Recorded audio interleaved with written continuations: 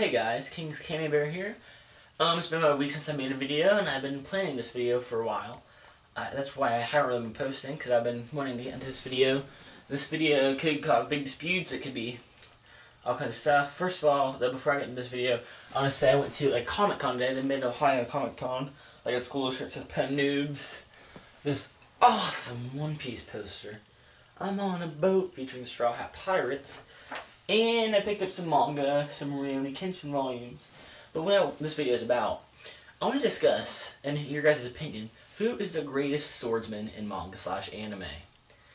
Now when I say swordsman, I'm going to exclude all like the swordsmen, like not counting like guys from Bleach who have like special powers with their swords, like Zanpakutos and stuff like that. I'm talking about just mainly kind of just like samurai type, like Kenshin from Kenshin. This one more Kenshin, like this kind of stuff like that. I'm more like, I don't want to give anyone like an unfair advantage, I guess I could say. Like I'm talking like sword versus sword. So like not including like Trunks and like Sasuke, guys who carry a sword.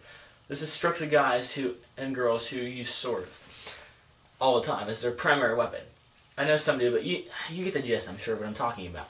And I don't want you guys to get offended that I'm going to leave some guys out. I'll probably do more than one of these videos. But today, I'm going to talk about some of the bigger, more mainstream swordsmen that may pop in your head when you hear greatest swordsman of all time. So, the first one I want to talk about and throw on the plate is Homura Kenshin, of course. You guys know I'm a big Rurouni Kenshin fan. And Homura Kenshin was the Hitokiri Batosai in the Meiji era and Big War. And so you guys know about that. He was a great swordsman. He used the Mitsurugi technique. He's very fast. He's a great swordsman. He's known as the greatest swordsman of all time in the Meiji era of Japan, and everyone knows about him. He's just amazing. He was an assassin, and then he's such a nice guy. And now he doesn't believe in killing, and he just believed in fighting for what he believed in. He never wanted to kill, but that's what he had to do. He had to slaughter people basically to help revolutionize the country. He's not proud of what he had to do. But he is such a great swordsman. And I'm not even very far in the manga, but he is just such a legendary swordsman. And is hitting Mitsuru style, whatever style, you guys know what I'm using, what I mean. It's just so amazing. He's so lightning fast. And he's so smooth with the blade. And it's just amazing. So we'll throw him out there first. Next one I want to throw in here is Manji from Blade of the Immortal. Blade of the Immortal is a great series. It is awesome. And Manji from Blade of the Immortal, as you guys probably know, he has like a curse on him where he really doesn't die. He like can take all his damage and he'll recuperate. He can't die until I forget what he has to do because I haven't really read the series in a while. But Manji is an awesome character. He is a little bit, let's see, he's not as smooth with the blade as Homura Kenshin, but Manji is a tough guy. He's a tough SOB. And he has to go through all his pain because he cannot die. So I think he has to kill like 1,000 men or something crazy like that before he can die. He has to do so much before he can die. And he's pretty much ready for death by now since he has this, I guess, curse put on him. So he is a great swordsman, but he's really rough. So, I mean, he's good, but at the same time, since he knows he going to take all this pain, he feels the pain. That's the bad part. So he feels all this that's going into him. So we're going to throw Blade of the Immortal's Manji as number 2 that we're going to talk about. Next, I'm going to throw in Gin from Gintama. Gin, as you guys know, I know Gintama is a more comedic series, but in his days, he was a great samurai, Gin was, and we don't see very much of them telling about this besides a few scenes, and I'm sure they do more stories about it, so it's not very far in the series. I forget what they call him in the war, but as you guys know, Gin is a great swordsman. He reminds me a lot of Manji's sword style. He's more on the strong side with strength, which contradicts Kenshin, how Kenshin is very smooth and small, and doesn't show much strength. But, of course, Gin is another great swordsman, and a lot of these take place where the sword act is, well, their swords being banned, so he also carries a sword, and Kenshin carries now an opposite curved sword, And Gin carries like a wooden sword. But Gin is also a great samurai in his day. He's maybe not up to par with not as much action as, I mean, of course, as he was in the war.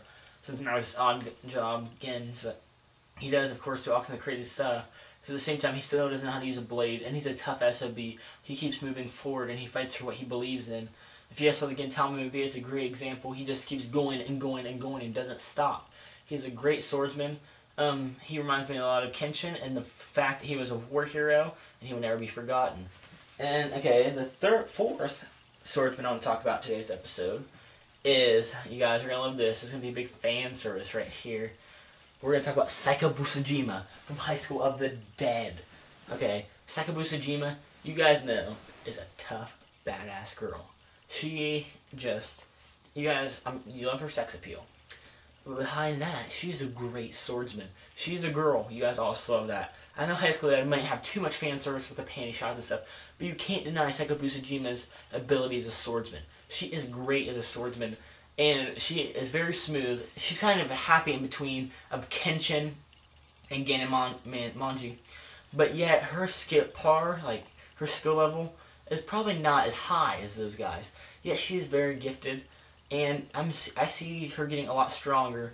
And she is a girl, so that could also add to more of her abilities and strengths. She's just, excuse me.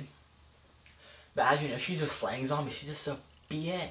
You can't deny her. Sakabusujima is awesome. So you guys, I'm sure, love Sakabusujima. And she is a great swordsman. You can't deny that. Okay, let me see. Oh yeah, I have two more I want to talk about in today's episode.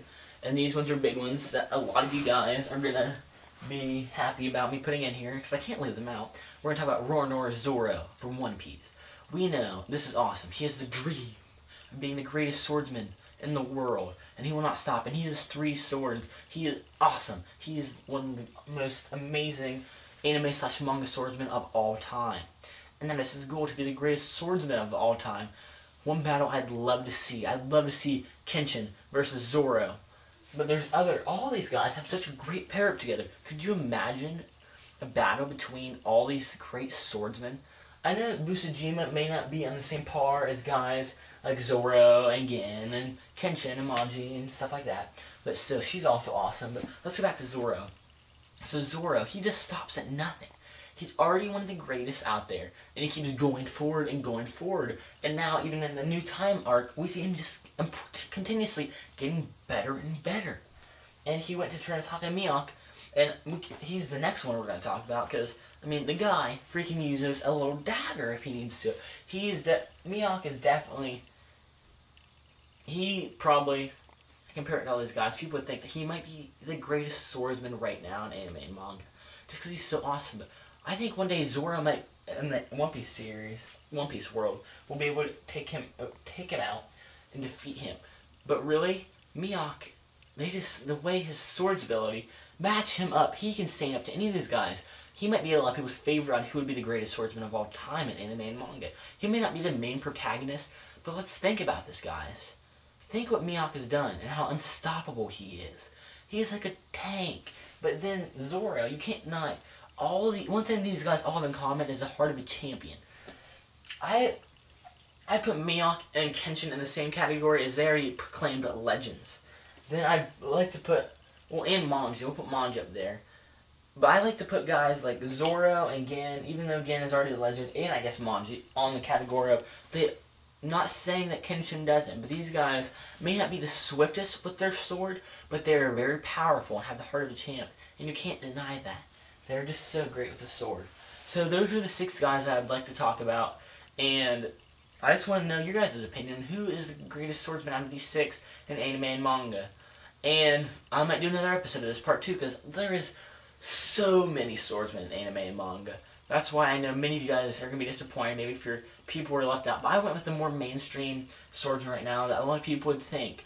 Personally, I'd like to think that maybe Kenshin is the greatest swordsman, but then I think Mihawk is so amazing. But then I can't leave out any of these other guys. So it's just a hard decision. I want to know your guys' opinion. And if you guys have more favorite swordsmen, leave them in the comments below, or leave who you think's the best. Okay, thanks a lot, guys. I really appreciate you guys watching. And just leave a comment below. Subscribe, guys. Thanks a lot.